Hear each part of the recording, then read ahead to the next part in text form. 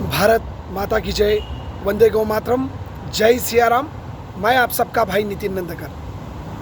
कुछ दिनों से आप सभी लोग देख रहे हैं जिस तरह से शिवसेना के सांसद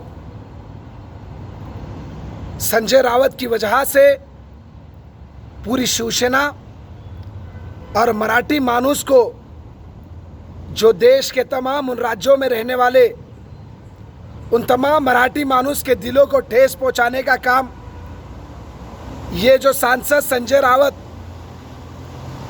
अगर अपने आप को समझ रहा है कि महाराष्ट्र संजय रावत के बाप की जागीरी है, महाराष्ट्र संजय रावत के बाप की खेती है, तो मैं ये संजय रावत से कहना चाहता हूं, तेरी अकेले की वजह से ऐसे व्यक्ति, ये जो शिवसेना और ये जो महाराष्ट्र अगर किसी के वजह से बना है तो सिर्फ और सिर्फ बाला साहब ठाकरे की वजह से बना है।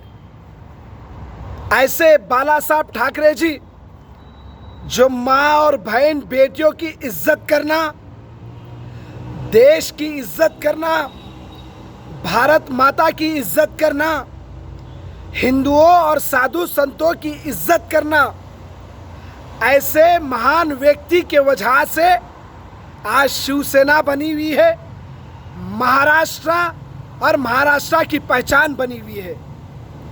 लेकिन अफसोस इस बात का है कि ये संजय रावत जैसे बेवकूफ इंसानों की वजह से पूरे मराठी मानुस और शिवसेना का नाम पूरी तरह से पूरी विश्व भर में मिट्टी में मिलाने का काम कर रहा है।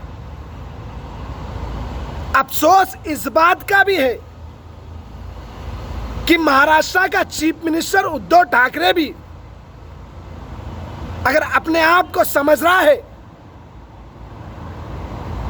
कि उसके दिल में जो आया करेंगे, देश कुछ नहीं कर सकता, महाराष्ट्र कुछ नहीं कर सकता, तो इस बात को कान खोल कर सुनने की जरूरत है। महाराष्ट्र किसी के बाप की जागीरी नहीं, महाराष्ट्र सबके कर्म भूमि की जगह है। राज्य के तमाम लोगों के राज्यों की वजह से, चाहे वो उत्तर प्रदेश का हो, बिहार का हो, तेलंगाना का हो, आंध्र प्रदेश का हो, तमाम लोग देश भर से महाराष्ट्र में आते हैं, काम करते हैं, तरक्की करते हैं, जब जाके महाराष्ट्र बना हुआ है। और देश भर में जितने भी राज्य हैं, तमाम राज्य एक दूसरे के भाईचारे की वजह से इस देश की मजबूती, एकता और अखंडता की पहचान है। डॉक्टर भीमराव बाबा साहब अंबेडकर जी के संविधान के हिसाब से देश भर में कहीं पर भी किसी भी राज्य में हम सबको रहने का, करने का अधिकार है। इसलिए कंगना राणावत आती है, रहती है और टैक्स भी महाराष्ट्र के सरकार को भरती है। अगर इतना ही तुम्हारे को तकलीफ है भारी लोगों से, तो टैक्स लेना बंद करो। महाराष्ट्र का आदमी, मराठी मानुस भी देश के तमाम राज्यों में रहता है। मैं भी मराठी हूं, तेलंगाना में रहता हूं, लेकिन तेलंगाना में रहने के बाद मुझे ऐसा लगता है कि मैं महाराष्ट्र से भी सुरक्षित तेलंगाना में हूं। आज जो इज्जत तेलंगाना में मराठी मानुस को मिल रही है, वही इज्जत देश के तमाम राज्यों को, जितने भी राज्य है, महाराष्ट्र में आने वाले लोगों को इज्जत देने की जरूरत है। और संजय रावत अगर समझ रहा महाराष्ट्र इसके बाप की जागीरी है, महाराष्ट्र इसके बाप की खेती है, तो याद रख ये तेरी गलत फहमी जो तेरे दिमाग में बैठ के रखी हुई है, उसको निकाल के फेंक। मैं तमाम शिव सैनिक से कहना चाहता हूं, महाराष्ट्र के तमाम मराठियों से कहना चाहता हूं, आपकी इज्जत हमारी इज्जत है। हम सबकी इज्जत बाला साहब ठाकरे की वजह से है, छत्रपति शिवाजी महाराज जी की वजह से। हमने कभी भी किसी भी माँ और बहन बेटियों के ऊपर अत्याचार नहीं किया है।